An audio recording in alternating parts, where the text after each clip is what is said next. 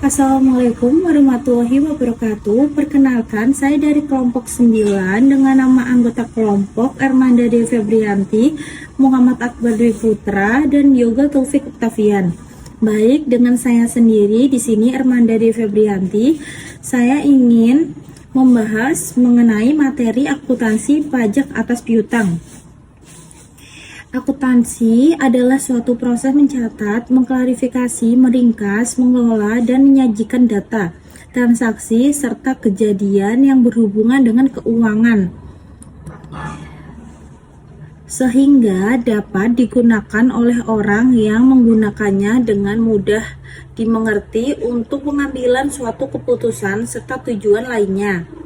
Akuntansi adalah sistem informasi yang menghasilkan informasi keuangan kepada pihak-pihak yang berkepentingan mengenai aktivitas ekonomi dari kondisi suatu perusahaan. Berikut ada beberapa sumber. Yang pertama dari Warren et al. Akuntansi adalah sistem informasi yang menyediakan laporan untuk para pemangku kepentingan mengenai aktivitas dan kondisi perusahaan. Dari definisi AI, akuntansi adalah pengidentifikasian, pencatatan, dan pelaporan informasi ekonomi untuk memungkinkan adanya penilaian-penilaian dan keputusan yang jelas serta tegas bagi mereka yang menggunakan informasi tersebut. Dari pengertian di atas dapat disimpulkan bahwa akuntansi adalah suatu sistem proses pencatatan yang menghasilkan informasi keuangan kepada pihak yang berkepentingan mengenai aktivitas kondisi suatu perusahaan. Selanjutnya, menurut Walter, pengertian akuntansi adalah suatu sistem informasi yang mengukur aktivitas bisnis, memproses menjadi laporan, dan mengkomunikasikannya hasil kepada pengambil keputusan yang akan membuat keputusan yang dapat mempengaruhi aktivitas bisnis. Sedangkan menurut Warren dan kawan-kawan, akuntansi dapat diartikan sebagai sistem informasi yang menyediakan laporan para pemangku kepentingan mengenai aktivitas ekonomi dan kondisi perusahaan. Dapat disimpulkan bahwa definisi akuntansi adalah suatu proses pengumpulan, menganalisis, mengklarifikasi, mencatat, dan menyajikan informasi yang diberikan organisasi melalui laporan keuangan dengan tujuan untuk memberikan gambaran yang jelas mengenai kondisi suatu organisasi atau suatu perusahaan. Dari definisi-definisi yang dikemukakan oleh para ahli di atas, mereka dapat disimpulkan bahwa sistem akuntansi adalah metode dan prosedur berupa formulir, catatan, dan laporan yang dikumpulkan dan dikoordinasi dengan sebaik mungkin untuk memudahkan manajemen mendapatkan informasi keuangan dan mengelola perusahaan. Yang pertama, formulir. Formulir sendiri merupakan dokumen yang digunakan untuk merekam terjadinya transaksi. Dan yang kedua, jurnal. Jurnal merupakan catatan akuntansi pertama yang digunakan untuk mencatat, mengklarifikasi, dan meringkas data keuangan dan data lain. Dan yang ketiga, buku besar, terdiri dari rekening-rekening yang digunakan untuk meringkas data keuangan yang telah dicatat sebelumnya dalam jurnal. Dan yang keempat, buku pembantu. Jika ada keuangan yang digolongkan dalam buku besar, diperlukan rinciannya lebih lanjut dapat dibentuk buku pembantu. Buku pembantu ini terdiri dari rekening-rekening pembantu yang merinci data keuangan, dan yang kelima hasil akhir akuntansi. Dalam perkembangan terakhir, akuntansi terbagi menjadi beberapa bidang ilmu sesuai dengan tujuan penyelenggara akuntansi tersebut. Namun secara umum, Warren et al. Menyebutkan tujuan akuntansi adalah menyediakan informasi yang relevan, tepat waktu untuk mempengaruhi kebutuhan manajer dan karyawan dalam hal pengambilan keputusan serta kepatuhan pengambilan keputusan bagi pemangku kepentingan yang tidak terlibat di dalam bisnis. Berikut berasal dari L.M. Samren. Tujuan akuntansi adalah mengatur kinerja manajemen dalam suatu periode tertentu, baik oleh pihak internal ataupun eksternal. PSAK 14 mengatur perlakuan akuntansi untuk persediaan, meliputi penentuan jumlah biaya yang diakui sebagai aset dan perlakuan akuntansi selanjutnya sebagai beban, termasuk setiap penurunan nilai persediaan di bawah biaya perolehan menjadi nilai realisasi neto atas aset tersebut sampai pendapatan terkait diakui. Pajak merupakan sumber pendapatan bagi negara yang diatur dengan undang-undang perpajakan sebagai informasi wajib pajak dan menjalankan kewajiban perpajakan. Perusahaan sebagai wajib pajak dapat memanfaatkan undang-undang perpajakan untuk meminimalisir jumlah pajak terutang. Cara efisiensi jumlah pajak terutang perusahaan dapat dilakukan dengan memilih metode tepat dari beberapa metode yang diizinkan undang-undang perpajakan, kemudian melihat dampak pemilihan metode tersebut pada laba perusahaan. Efisiensi beban pajak melalui perencanaan pajak menjadi perhatian perusahaan karena memberikan keuntungan secara marginal bagi perusahaan guna meningkatkan arus kas, sehingga kas dapat digunakan untuk investasi pada aktivitas yang lain. Sebagai perencanaan pajak dipandang sebagai strategi yang menguntungkan bagi nilai pemegang saham karena meminimalkan pembayaran pajak pada pihak luar perusahaan. Menurut Undang-Undang Pajak Penghasilan 36 Tahun 2008 Pasal 10 Ayat 6 terdapat dua metode yang dapat digunakan oleh wajib pajak dalam menilai persediaan barang dan pemakaian persediaan untuk menghitung harga pokok penjualan, yaitu mendahulukan persediaan yang diperoleh pertama (freeze in freeze out FIFO) dan merata-ratakan nilai persediaan weighted average. Masing-masing metode ini memiliki kelebihan dan kekurangan masing-masing. Ketika wajib pajak telah memilih salah satu metode di atas dalam penilaian persediaan, maka wajib pajak tersebut harus konsisten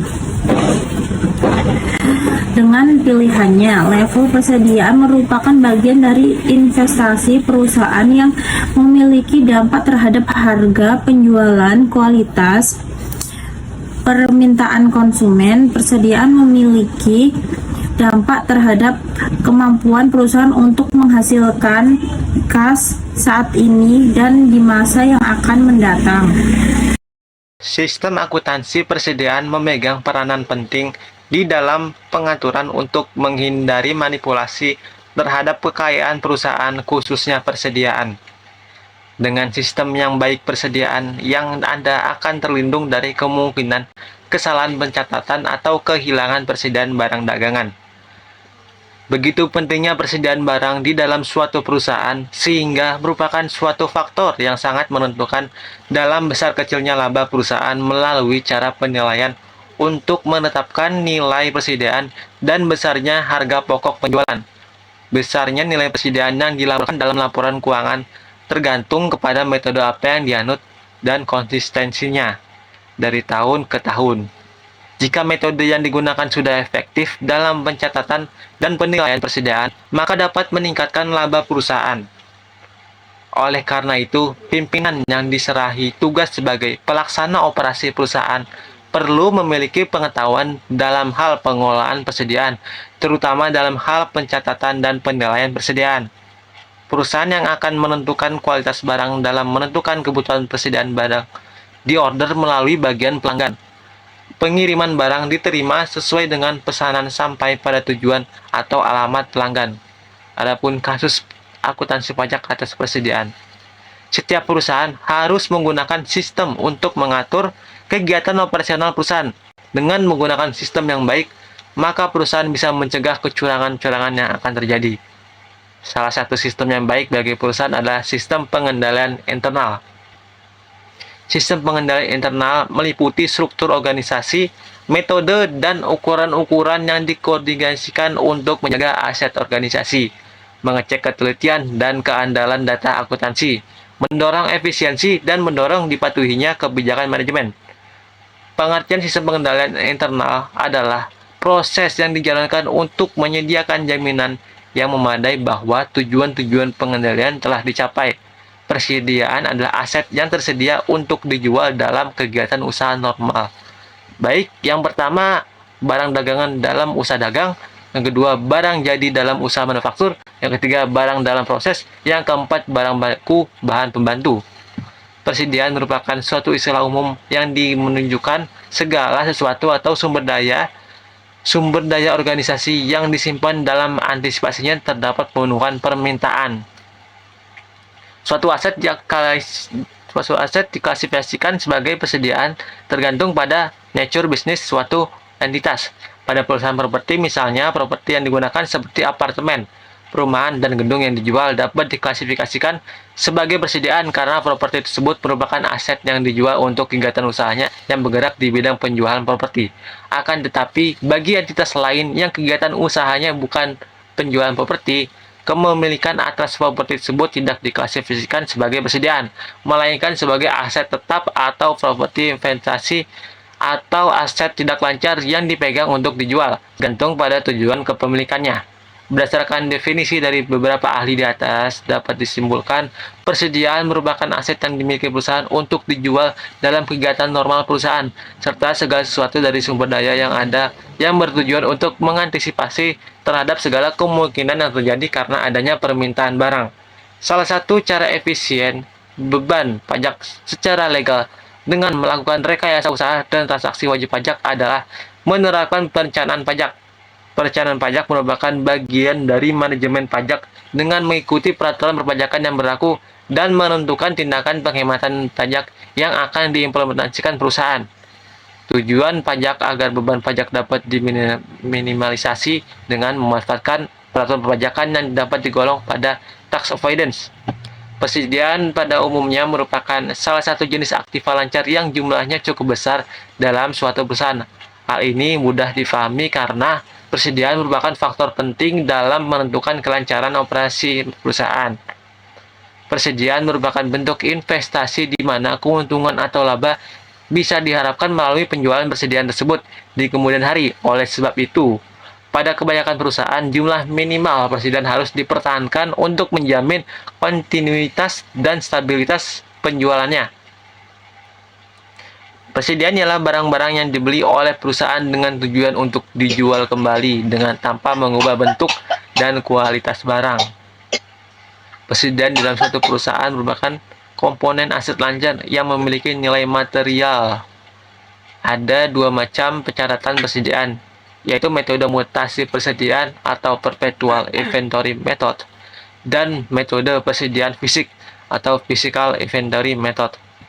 Dalam metode persediaan fisik hanya tambahan persediaan dari pembelian saja yang dicatat, sedangkan mutasi kekurangannya persediaan karena pemakaian tidak dicatat dalam kartu persediaan. Untuk mengetahui berapa harga pokok persediaan yang dipakai atau dijual, harus dilakukan dengan perhitungan fisik sisa persediaan yang masih ada di gudang pada akhir periode akuntansi.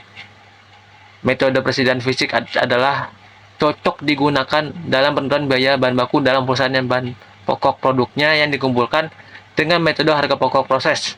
Metode mutasi persediaan adalah cocok digunakan dalam penentuan biaya bahan baku dalam perusahaan yang harga pokok produksinya dikumpulkan dengan metode harga pokok pesanan. Metode penilaian persediaan sangat beragam. Setiap perusahaan berhak untuk menentukan penilaian terhadap persediaan yang dimiliki oleh perusahaan tersebut. PSAK nomor 14 revisi 2019 menyatakan bahwa metode penilaian persediaan yang dapat digunakan oleh persediaan adalah metode FIFO dan metode rata-rata. Hal ini sesuai dengan Undang-Undang Perpajakan di mana hanya memperbolehkan perusahaan menggunakan metode penilaian yaitu metode FIFO dan metode rata-rata. Metode FIFO merupakan metode yang paling umum digunakan dalam penilaian persediaan. Metode ini juga mengasumsikan bahwa barang-barang digunakan atau dikeluarkan sesuai urutan pembeliannya. Oleh karenanya, barang-barang yang dibeli pertama kali adalah barang pertama yang dijual dalam perusahaan dagang atau barang pertama yang digunakan dalam perusahaan manufaktur. Dan barang-barang sisa di tangan persediaan akhir diasumsikan untuk biaya akhir. Keunggulan metode FIFO adalah laba yang dihasilkan lebih tinggi sehingga performa perusahaan akan terlihat lebih baik dan pengukuran stok akhir lebih stabil karena menggunakan ongkos barang yang dibeli terlebih dahulu. Adapun kelemahan dari metode FIFO adalah dikarenakan laba yang dihasilkan lebih tinggi, maka jumlah pajak yang harus dibayarkan akan tinggi. Metode rata-rata mengasumsikan bahwa barang-barang yang akan digunakan atau dijual akan dibebani harga pokok rata-rata. Perhitungan harga pokok rata-rata dilakukan dengan cara membagi jumlah harga perolehan dengan kuantitasnya. Dengan demikian, harga pokok barang terjual diperoleh dengan mengalihkan jumlah unit terjual dengan harga rata-rata dan barang yang masih belum terjual atau persediaan akhir dihitung dari jumlah persediaan dikalikan terhadap harga rata tersebut. Cara ini mengurangi dampak dari fluktuasi harga. Keterbatasan dalam metode rata-rata adalah nilai persediaan secara terus-menerus mengandung pengaruh dari kos paling awal dan nilai-nilai tersebut bisa mempunyai lag yang signifikan di belakang current price dalam periode mengalami perubahan harga yang cepat naik atau turun.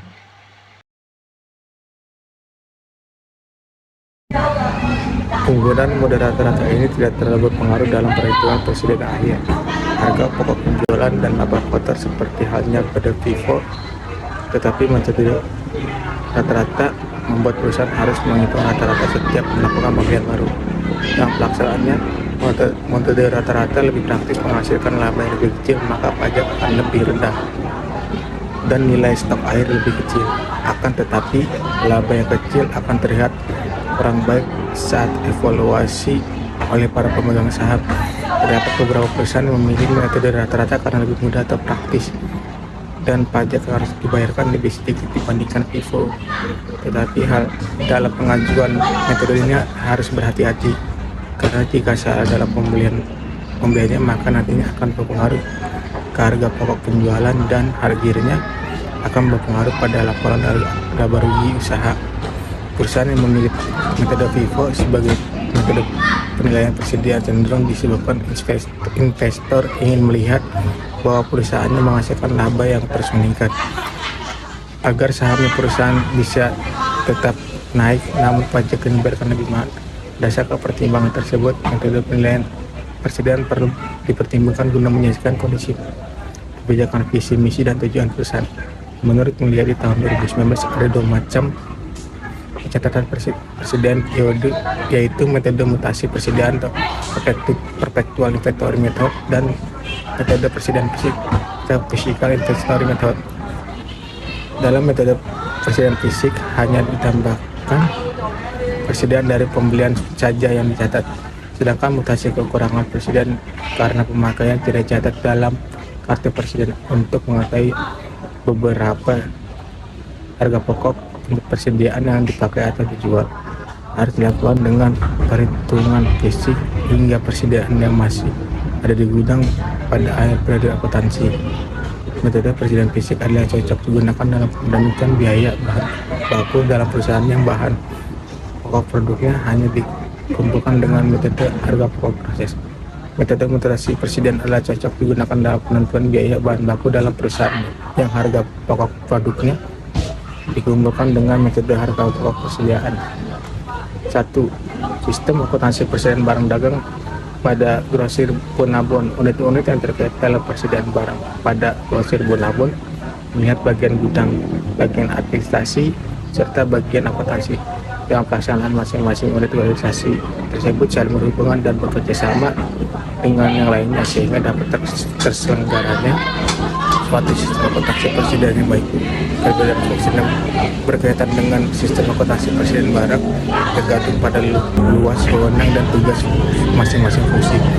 Dalam pemilihan sistem yang dipakai untuk pencatatan presiden grosir Bonabon menggunakan metode pertekstual dengan sistem terkomputerisasi.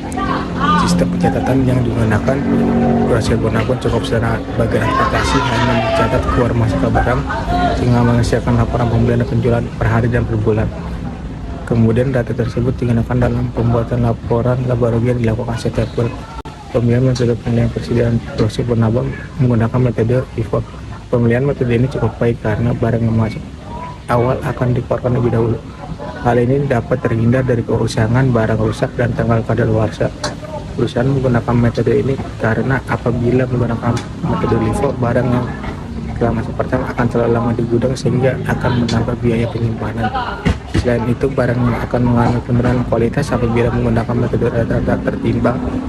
Perusahaan harus membagi jumlah atau harga pokok persediaan yang siap untuk siap dijual, sehingga setiap terjadi pembelian persediaan harus menghitung harga pokok rata-rata. Yang kedua yaitu prosedur yang menggunakan sistem persediaan barang dagang pada grosir Bonabon. Dalam prosedur pencatatan harga pokok persediaan yang dilakukan pencatatan terhadap jumlah maupun harga pokok persediaan negeri.